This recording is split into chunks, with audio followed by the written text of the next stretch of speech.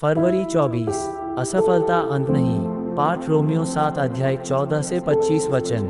धर्मी चाहे 7 बार गिरे तो भी उठ खड़ा होता है। नीतिवचन 24 अध्याय 16 वचन। याकूब के साथ मल्लयुद्ध करते समय परमेश्वर ने उससे कहा, तेरा नाम अब याकूब नहीं परंतु इस्राएल होगा। उत्पत्ति 32 अध्याय 28 वचन।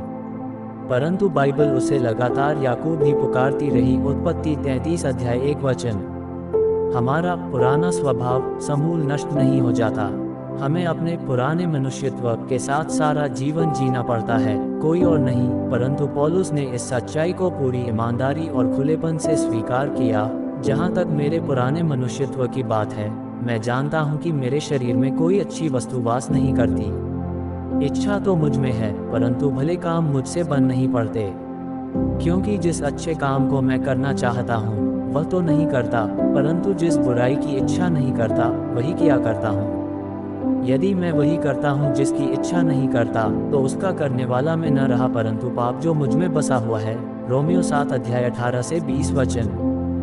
वह इस बात को जान गया कि पाप पर जयवंत तब तक नहीं हो सकते जब तक हम पाप के लिए लगातार स्वयं को मरा हुआ न जान ले और अपने भीतर नए मनुष्यत्व को नए चुनाव करने का अवसर दें। रोमियो 6 अध्याय 11 वचन। जीवन भर चलने वाले इस संघर्ष में ऐसे अनेक अवसर आ सकते हैं जब नया मनुष्यत्व पुराने मनुष्यत्व से परास्त हो जाए।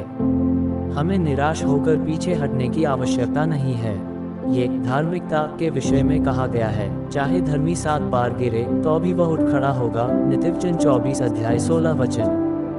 बार बार की असफलता के कारण अनेक मसीही स्वयं को दोषी मानकर दोषारोपण में जीते हैं। बाइबल कहती है, सो अब जो मसीह यीशु में है उन पर दंड की आज्ञा नहीं। रोमियो 8 अध्याय 1 वचन। पवित्र आत्मा कभी भी परमेश्वर के लोगों को दोषी नहीं ठहराता, परंतु कायल करता है। यहूदा इस्करियोती ने दोषारोपण स्वीकार किया और वही उसको भारी विनाश में ले गया। इसके विपरीत शिमोन पतरस कायल हुआ और अद्भुत पुनर्स्थापना की ओर बढ़ा। यहूदा तो मसीह यीशु के साथ केवल एक बार विश्वासघात किया, जबकि पतरस ने 3 बार उसका तिरस्कार किया। पतरस ने इस सबसे महत्वपूर्ण सबक को सीख लिया कि संयम और धीरज के साथ लगातार प्रयास करते हुए ईश्वरीय भक्ति में आगे बढ़ सकते हैं। ये बात उसने अपनी दूसरी पत्री में लिखी है। दूसरा पतरस 1 अध्याय 6 वचन। क्योंकि परमेश्वर हमारे प्रति धीरजवंत बना रहता है, विशेषकर हमारी असफलताओं के विषय में हमें जुटकर प्रयास करना चाहिए कि हम पवित्र जीवन जिए। ये परमेश्वर की भलाई है, उसकी सहनशीलता और धीरज भी जो हमें लगातार मन फिराव के लिए प्रेरित करती है। रोमियो 2 अध्याय 4 वचन।